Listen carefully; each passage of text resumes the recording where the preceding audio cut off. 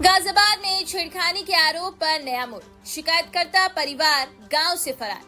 गाजियाबाद के रजापुर गांव से एक ऐसा मामला सामने आया है जिसने पूरे इलाके में चर्चा और सवाल दोनों खड़े कर दिए। जहां एक और सरकार महिलाओं की सुरक्षा और सशक्तिकरण के लिए लगातार योजनाएं चला रही है, वहीं दूसरी ओर कुछ मामलों में कानून के दुरुपयोग की आशंकाएं भी सामने आने लगी हैं। ताजा मामले में गांव निवासी बब्बल चौधरी पर एक नाबालिग से छेड़खानी का आरोप लगाया गया, जिसके आधार पर पुलिस ने मुकदमा दर्ज कर लिया। हालांकि इस पूरे मामले में उस समय नया मोड़ आ गया जब शिकायत दर्ज कराने वाली पीड़िता और उसकी मां अचानक गांव से गायब हो गई। उनके घर पर ताला लटका मिला, जिससे ग्रामीणों के बीच संदेह और गहरा हो गया। गांव के लोगों का आरोप है कि यह परिवार पहले भी कई लोगों पर आरोप लगाकर पैसे ऐंठने जैसे मामलों में शामिल रहा है। ग्रामीणों का कहना है कि सिर्फ आरोप के आधार पर कार्रवाई करना पर्याप्त नहीं, बल्कि हर मामले की गहराई से जांच होना जरूरी है, ताकि किसी निर्दोष के साथ अन्याय न हो। मेरा नाम ममता है, मैं बब्बल चौधरी की वाइफ हूँ और जो इन पे आरोप लगाया गया है वो सरासर गलत है। उन्होंने ऐसा कोई कार्य नहीं किया है जो उन पे ये आरोप लगाया गया है, वो सिर्फ एक ठगी का मामला है। इन लोगों ने पहले भी कई वारदातें की हैं सिर्फ पैसों के खातिर। मेरी बेटी की शादी 26 नवंबर की है और इनको पैसों की ज़रूरत है सबसे ज़्यादा, इसलिए इन लोगों ने ये गेम खेला है मेरे पति के खिलाफ।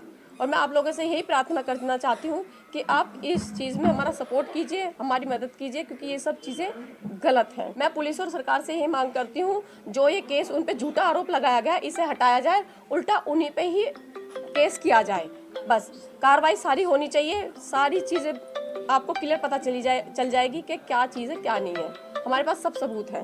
बहुत बार किया है सर, बहुत बार। पूरा गांव हमारे सपोर्ट में, पूरा गांव इस चीज़ को जानता है कि इन लोगों ने कितनों के साथ ऐसा काम किया है और कितने ही इन्होंने पैसे लिए हैं लोगों से। आपका नाम क्या है? मेरा नाम सुमन चौधरी है, मैं इनकी पड़ोसी हूँ और बब्बल की इनके पड़ोस में रहती हूँ।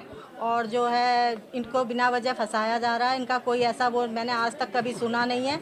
और जिन लोगों ने ये फंसाने का काम किया है उनकी मैं आपको पूरी हिस्ट्री दे सकती हूँ, क्योंकि मैं आज की नहीं आई हुई रजापुर में, मैं काफ़ी समय से रह रही हूँ। और उन लोगों का पेशा ही ये है, वो धंधा करती हैं। उनकी बुआ करती थी, उनकी माँ करती थी, उनकी नानी करती थी, वगैरह वगैरह, सबका इनका यही पेशा। जैसे इनको पता चल जाए कि किसी आदमी के पास पैसा है या उसके पास पैसा आने वाला है, उसके परिवार वालों से ये लोग घोलमेल बनाती हैं और फिर उनके ऊपर इस तरीके के झूठे आरोप लगाती हैं, उनके बच्चों पे, उनके लड़कों पे, फिर उनसे पैसा ऐंठती हैं। क्योंकि एक केस इन्होंने अभी पिछले 8-7 साल हो गए शायद उस बात को, इन्होंने ऐसे ही किया था, उसको भी फंसाया था। फिर उससे 12-13 लाख रुपए कम से कम लिए थे उससे, जब ये लोग अपने घर में बैठी थी। अब इन्हें पता चल गया कि बब्बल की बेटी की शादी आ रही है, तो इसके पास पैसा आ गया है, तो इन्होंने बिना वजह बब्बल को फंसाया है।